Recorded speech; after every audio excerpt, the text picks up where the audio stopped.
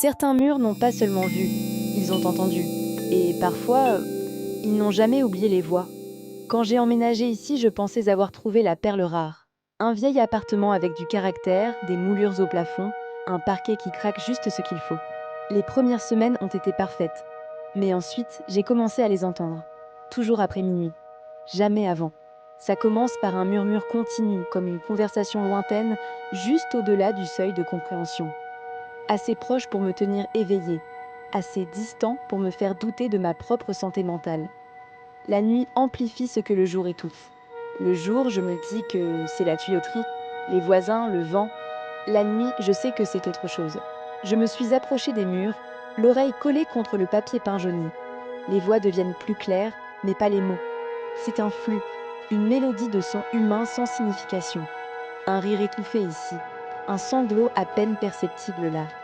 Ce ne sont pas des fantômes, pas au sens classique.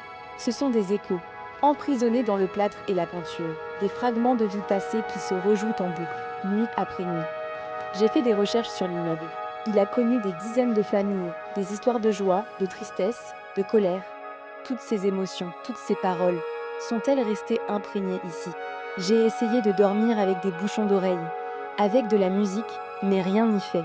C'est comme si les murmures ne venaient pas de l'extérieur, mais de l'intérieur de ma propre tête. Je ne dors presque plus. Je passe mes nuits à écouter, à essayer de déchiffrer ne serait-ce qu'un seul mot, une seule phrase qui pourrait donner un sens à ce concert spectral. Parfois, j'ai l'impression qu'une voix se détache des autres, qu'elle essaie de me parler. J'ai peur du jour où je comprendrai enfin ce qu'elle dit, et encore plus peur du jour où je me mettrai à lui répondre.